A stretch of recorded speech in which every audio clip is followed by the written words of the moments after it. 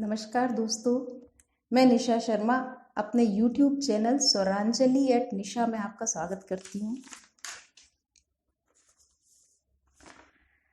मानव जीवन मिलने के बाद ही ईश्वर की रचना को देखा और समझा जा सकता है। इंसान का जीवन मिलना एक सुनहरापन होता है। हमारा कोई भी काम महत्वहीन हो सकता है, पर महत्वपूर्ण यह है कि हम कुछ करें।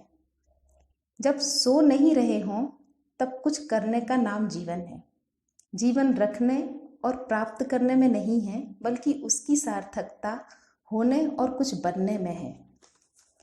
जीवन एक स्कूल है और हम यहाँ सीखने के लिए आए हैं। जो समस्याएं हम यहाँ देखते हैं वे पाठ्यक्रम का हिस्सा हैं। मुश्किलें वे औजार हैं जिनसे ईश्वर हमें बेहतर कार्यों के लिए तैयार करता है। आज कोरोना वायरस की वजह से देश में लॉकडाउन के कारण हमें अति व्यस्ततम जीवन शैली से फुर्सत के जो समय मिला है, उससे जीवन जीने के सही मायने ज्ञात हो रहे हैं।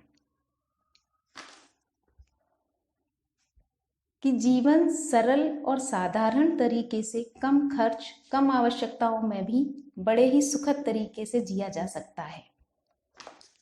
तो इस अति महत्वपूर्ण समय का सदुपयोग परिवार के साथ वर्तमान पलों का आनंद लेते हुए और आगामी योजनाओं के क्रियान्वयन हेतु नई ऊर्जा और प्रेरणा प्राप्त करने के लिए आत्मसंयम, आत्मविश्लेषण और आत्मसंकल्पों के साथ व्यतीत किया जाना श्रेयस्कर होगा। सही काम करने के लिए समय हर वक्त ही ठीक होता है।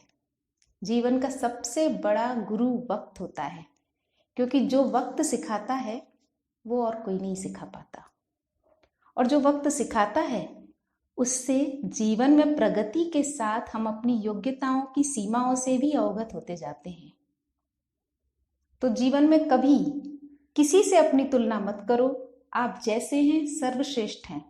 ईश्वर की हर रचना अपने आप में सर्वोत्तम है, अद्भुत है। सकारात्मकता और परमार्थ द्वारा इस अति दुर्लभ मानव जीवन को सार्थक करने की चेष्टा ही मानव धर्म है।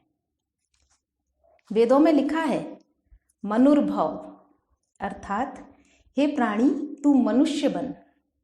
अतः सदैव ही मनुष्य बनने की कोशिश करते रहना चाहिए। जरूरी नहीं हर समय जुबां पर भगवान का नाम आए। वो लम्हा भी भक्ति का होता है जब इंसान के काम आए।